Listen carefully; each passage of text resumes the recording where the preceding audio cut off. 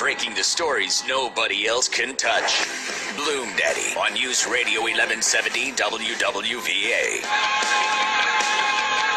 8:06, Bloom Daddy here with you on your Tuesday morning. Hot topic in the United States. Hot topic on the show today, Common Core, set of education standards for English and math adopted in 2010. 45 states, District of Columbia decided to follow the new guidelines. Alaska, Nebraska, Texas, Virginia opted out. Minnesota decided to only adopt the English standards. Now, the standards have not created national curriculum. State and local educators are still in charge of that. Many parents don't even know what the Common Core standards are. Gallup poll from April found that 37% of public school parents have never heard of the new standards and had no opinion on them. You still have some teachers, some unions still support Common Core. A lot of people against, and there are many detractors out there who simply say that most states implemented it because they wanted the money. The standards are tied to $4.35 billion worth of federal funding. June Campbell runs an academy that helps children learn at an accelerated pace by concentrating on how the brain works best. June is also an education expert, and she joins me now. June, good morning. Good morning. How are you? I'm great. So it sounds good. Structure, accountability, higher scores. What's the problem with it? Well, the real question here is not Common Core or standardized tests or teachers' accountability. It's common sense. Until the schools go back and get first things first, and that's reading and math, nothing is going to change. Teaching boils down to two things. It's reading and math. And the kids are failing, and they're failing miserably, and they will continue to do so until reading and math are taught properly. And that's reading by phonics, learning the alphabet sounds and being able to put words together. Right. And memorizing math facts. The kids have got to be able to know the 80 addition facts, 1 plus 1 through 9 plus 9. They've got to have the tools in their toolbox. Oh, of course, subtraction, multiplication, and division. But we're finding, we see it every day. The kids come in and they can't read well. Even in 5th grade, they can't read very well. Comprehend, write their thoughts down in any kind of logical sequential order. For that matter, they can't spell, punctuate, or most of them don't even know whether they've written a complete sentence. So where is Common Core missing the boat in your mind? Because it sounds like, you just said, it sounds like, based on what you're talking about, we need more structure, we need more assessment, you need kids getting taught the right things. That was the premise of Common Core, was it not? Well, it doesn't appear that way to me. It appears to me that Common Core is just a big bunch of education-ese, as I call it.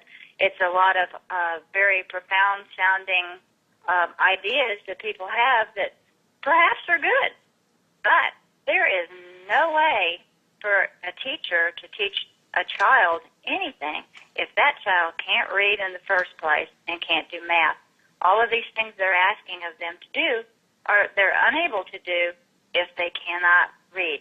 How much science can you learn if you can't read? No, I understand that. I totally understand that, and that falls back on parents, and it also falls back on teachers at the lower levels. But once you get to a certain level, once you get to middle school, shouldn't there be a standard, a benchmark that you can measure kids on? Why is that a bad idea? Oh, it's not a bad idea at all as far as if you're talking about teacher accountability, benchmarks, and all of those types of things. But unless I keep going back to the same thing. Unless the children have the ability, the tools in their toolbox, unless they've been taught to read correctly and they're great at reading, and then unless they can read, write, know grammar, know their math, be able to put their thoughts down on paper, none of these other things will work.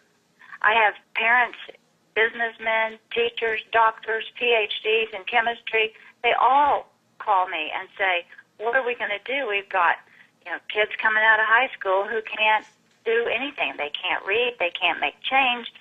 Nothing.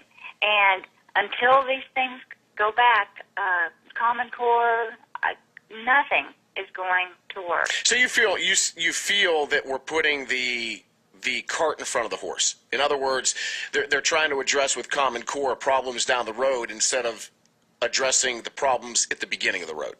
You hit the nail on the head. That's Okay. exactly right. They have got to get first things first. Okay, so let's start with that. I mean, you work with younger kids. What are the main problems you see today? You have kids who can't, you just said, don't know the basics.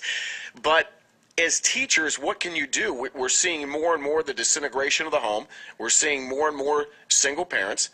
We're seeing more and more parents not take responsibility for the education process. I mean, teachers wear all kinds of hats today. What's the answer? Because if you're not going to get the accountability at home, how are you, June, supposed to fix things in a classroom? Oh, it's very difficult. It does take a team. It takes the teacher and it takes the parents. But what is in the home, and things that you can't change there. But one thing you can do is to go back to teaching little bite-sized pieces. That's my philosophy. I always tell everybody, bite-sized pieces add up to a big meal. If a child can learn just a little bit and master it, then it's easy for the child to learn. And it's also easy for the parent. I think parents are overwhelmed with all of the stuff that's being thrown at them, and they don't understand it. Crying out loud, the teachers don't understand a lot of this. They don't know what to do when they go home. I have parents tell me that all the time.